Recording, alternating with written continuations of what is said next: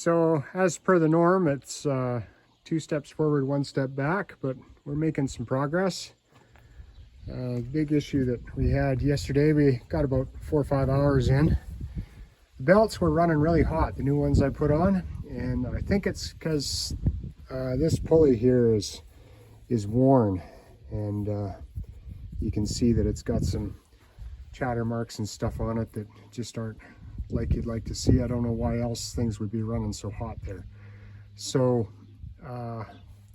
we got some new belts ordered, and fortunately when the old fan grenaded, we managed to salvage these parts off of the old one, and we got a brand new pulley here. Well, not brand new, but very little wear. It's still got the paint on it.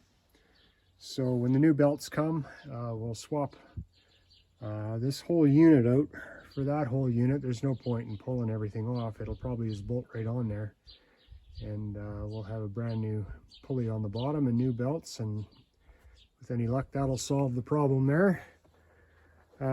There was some clicking that was happening. Annette took a short and I couldn't hear it from the cab, but when I watched the short I heard the clicking, and I'm like, oh man, I know exactly what that is. When these rubber things break off where the fingers go through, these things click every time they go around, and that's what that sound was.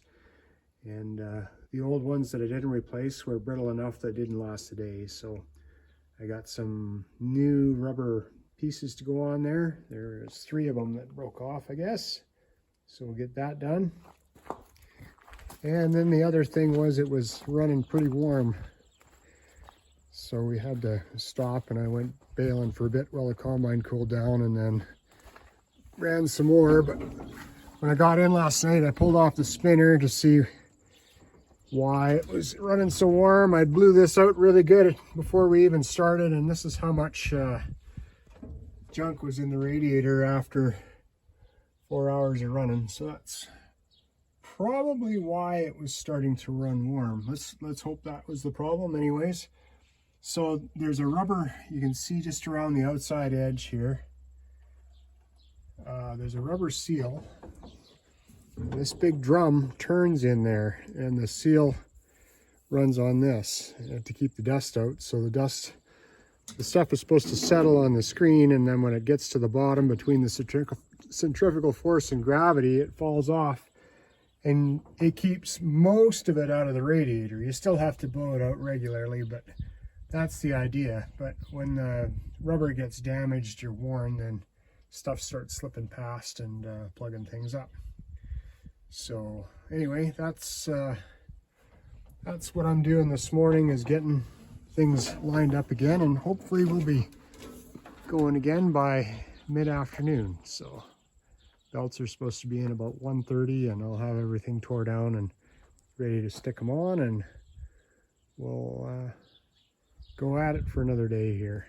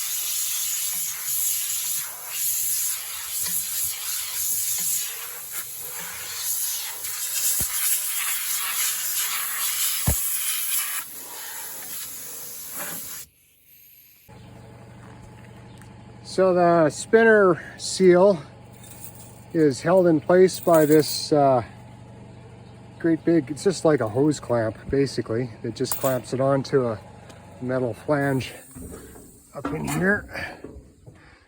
So we pulled that off just to get it out of the way, and the old one's been damaged. The hardest thing on these things is putting the spinner in and out all the time. It kind of rubs on stuff. tears it up. So it's just a piece of molded rubber that, get a better shot of it here. So here's the old one. It's got a few little nicks and dings in it. It's letting the straw pass into the radiator. Here's the new one. And yeah, we'll just get it screwed on there and go from there.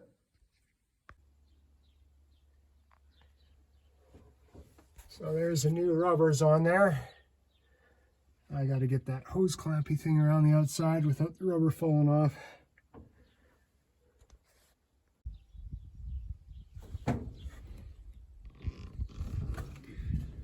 So the seal is made right here. That's a big surface area to seal up, but that's what rubs. This is rubbing against here, and this is keeping the dust and stuff from getting into the radiator. Of course, anything that's small enough to go through those holes will get in there, but it's keeping the bigger stuff out.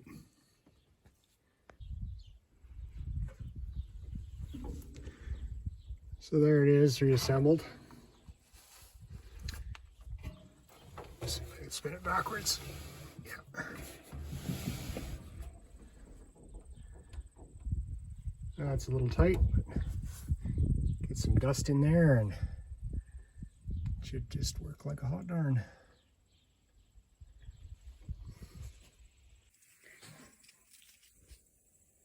One of the problems we were having yesterday with the crop feeding, it kind of tended to pile up a little bit on the cutting bar. Because the crop is so short, this is a piece of barley.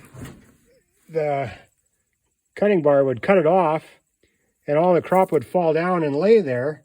But you can see the distance between the end of the barley and the auger here. So all the crop would just sit there, and it would, you know, it has to be long enough so that it actually feeds into the auger to start moving across. The air blowing helped a little bit, but so you could cut lower to the ground to make it a little longer, but you don't want to run your knives and guards into the ground because that's expensive and breaks stuff. So trying to find that happy medium. It wasn't doing that everywhere, but on the light spots, paradoxically, the lighter it was, the harder it was to get it to feed. And it's just because the straw was so short. Like if you had another, even a few more inches on it, it would at least feed into the auger. But it would eventually go, and we were making it work, but it just wasn't a super smooth feeding thing. Just one of the quirks of a really dry year that we're having this year that's kind of weird. Annette picked me up some guards for the straight header. And I don't know if you've watched my strip down of the swather video, but I saved a whole bunch of guards. I hadn't bought any in a while, so I wasn't sure what they cost, but probably pretty close to the same price as straight header guards. And so these are $11.39 a piece Canadian for straight header guards. And he priced out the brand name ones, and they were $25 a piece. So it doesn't take long to pay for it if you've got a scrapper sitting around with decent guards on it. So to replace these guys here, you just pull off the access plate. There's 2 screws there, and then you can reach inside and undo those. They're rusted in enough that you usually bang your knuckles and swear a few times, but that's how we're going to do it. So the way these fingers work is there's a metal shaft down here in the bottom, and that shaft doesn't spin. It's just held in there off center. And those T-pieces, they're cast iron with just linch pins holding them in there. And yeah, they go round and round. It's the outside auger that makes everything spin. With that middle shaft there not turning at all. And the cast iron just runs directly on the steel. There's no bearing or bronze or anything in there. It's just cast iron on steel turning. And then these are these steel fingers here. They're not just mild steel. There's something in them. They're a little bit tougher than that, but they will bend, but they do all the work. And These rubber pieces here just kind of keep them from wearing on the auger as they make a turn, and you can see it's a little shiny there. And that clicking sound, that's what you hear every time it makes a round if one of these things is broken.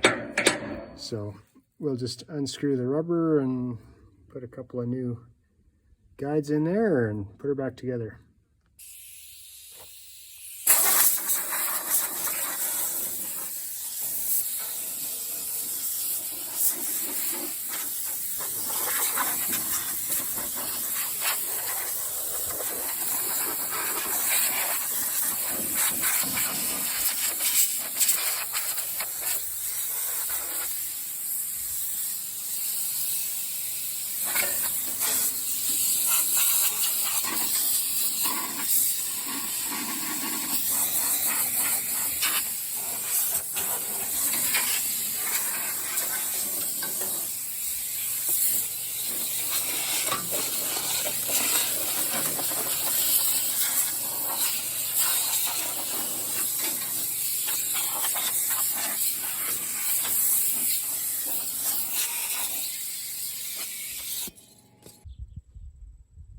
So this is, well, we already did this once a couple weeks ago, so everything should come apart pretty good.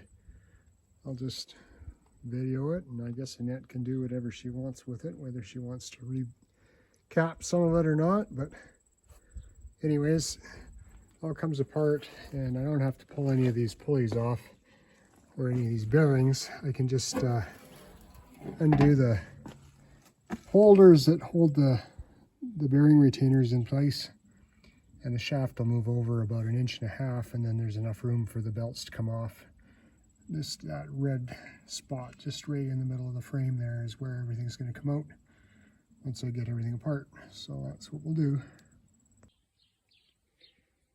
Really is one of the weak spots in the design of these air rails here. You can see this is what the new or relatively new one looks like. And then here's the one that was on there, and you can see there's a fair bit of pitting and stuff that's happened right there, just from, I don't know, wear and over time and stuff. I mean, there really isn't that many hours on it. I can see that this part of the pulley is quite a bit skinnier, obviously, than that. It's a pretty wore out solid steel pulley, which is, you don't usually see solid steel pulleys wore out that bad on anything, but it's probably what's causing us trouble. I'm just going to take some measurements and see if I can figure out how much wear there is on this.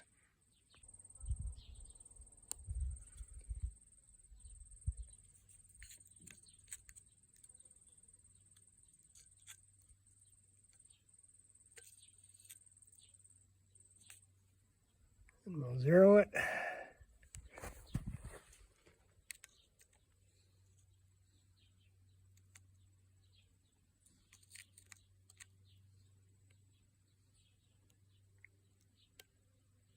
.95 thousandths. That's a fair bit of wear on the top. I don't know exactly where to, well, the wear is so uneven, it really doesn't matter where you wear it or measure the wear on it. It's obviously a lot of wear. That's 100 thousandths off of both sides. So that obviously is in pretty bad shape. So we'll stick the new one on. So in hindsight, it was a pretty stupid thing to try running those belts on that wore out old pulley, but just looking at it on there, not side by side with the other one, I didn't realize it was as bad as it was. And like I say, we put this thing away. It was working when we put it away. It was running warm, but it certainly wasn't like this. But anyways, that's what 5 hours of running on a wore out pulley will do to a brand new set of belts. Just, they were running hot, and then they seemed to settle down a little bit, and then they went kaput. Anyway, Got new ones coming this afternoon, and we'll be back in the field by 3:30, I hope.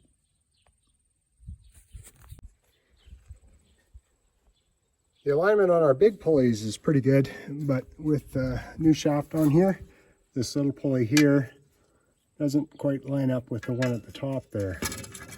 I'll flip my straight edge over here. You can see there's quite a bit of a gap there. Maybe half, 3/4 of an inch this needs to come over.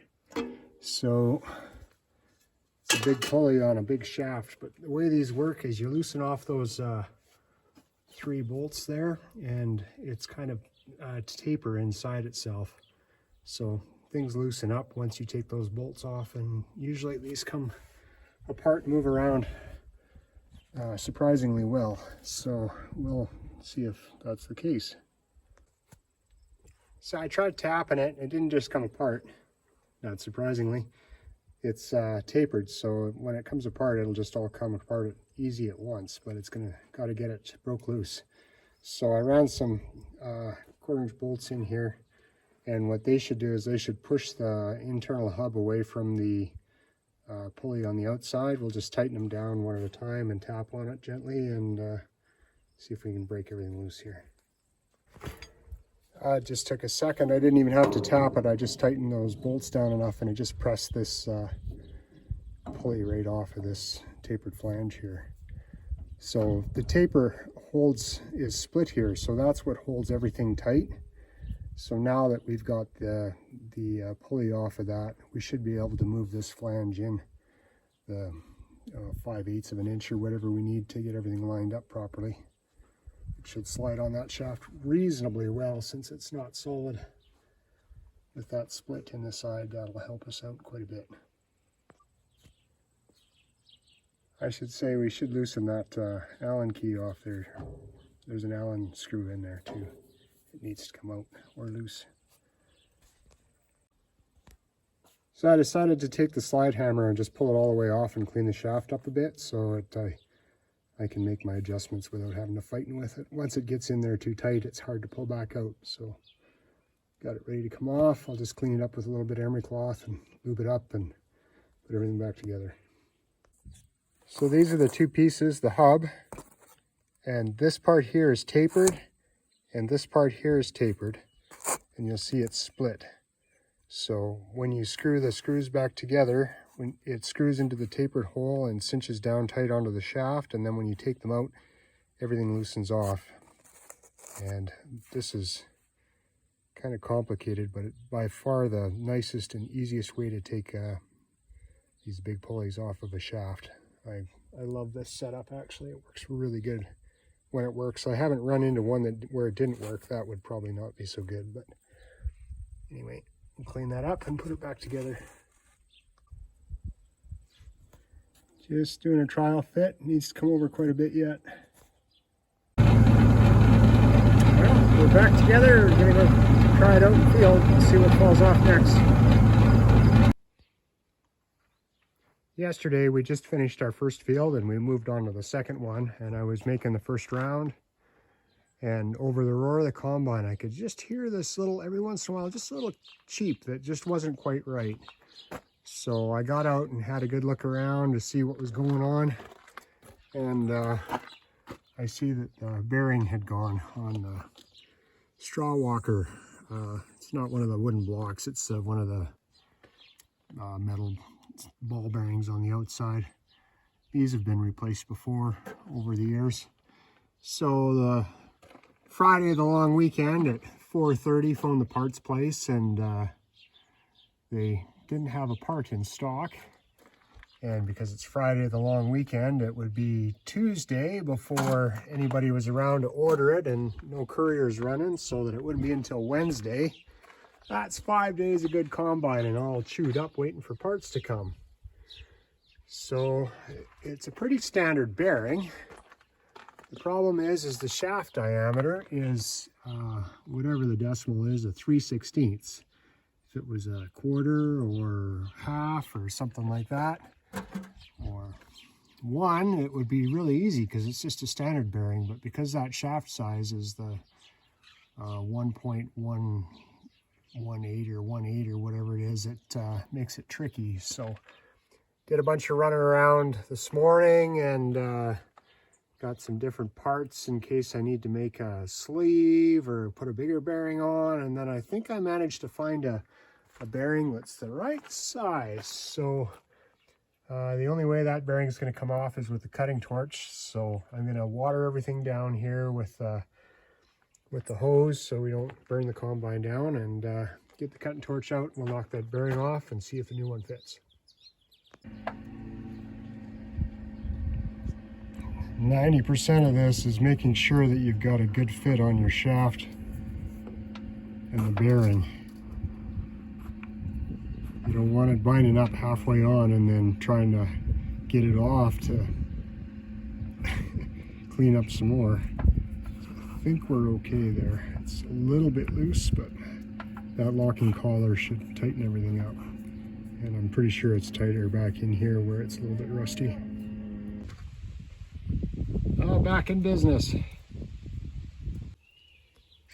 We just moved on to a new piece yesterday and picked up a sample, and Dad said he could hear something thumping, so he got out and looked, and you could see on the big auger here a little bit of silvering there that's happening on the edge there, and a little bit of rubbing down there. So that was kind of bumping along on the bottom a little bit.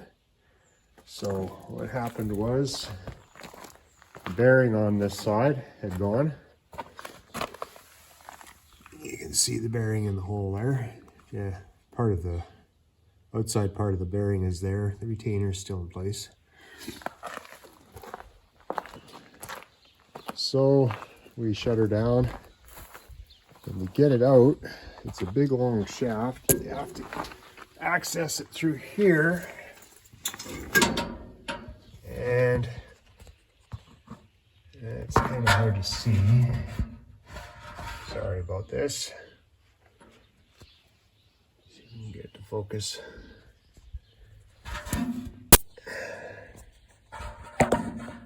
There we go. A picture of it. You can see there's a bearing with a hexagon hole inside and another casting with a hexagon hole. The shaft, one end of it goes through there.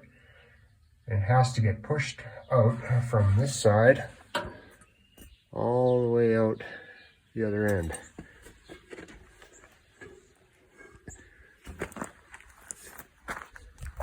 So anytime you have to take something out of the inside of that, it's a bad day. But it did come. It took a little bit of fudging around. So it's a hexagon shaft. This is the part that was inside. It's pretty long. It's half the length of the auger. And then this is the other end here. And there's the other part of the bearing that's still attached. This plate is just an adjustment plate on the other side. And when the bearing went, something came apart and it had been rubbing some here. So this isn't too big a deal. Usually these bearings, they're not real tight on here, just tight enough so that a little bit of cleaning up will slide it off, because this has to come the whole length of the shaft to get it off of there. So it's a specialized bearing. We'll have to wait for parts, but we'll clean everything up, and I'll put a bunch of weld on that to build that up, and then file it down and grind it down so that it's flush with the outside surfaces, and we'll have this thing back and running as soon as we get a bearing for it.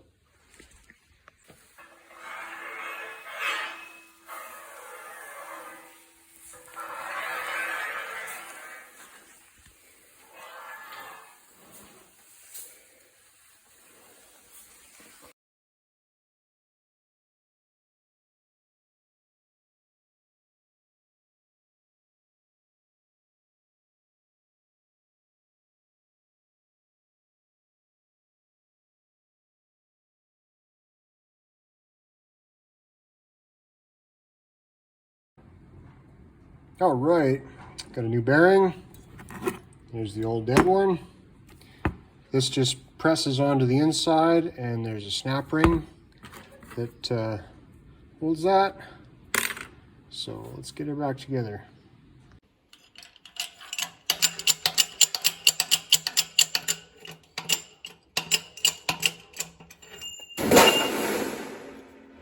We're gonna need that.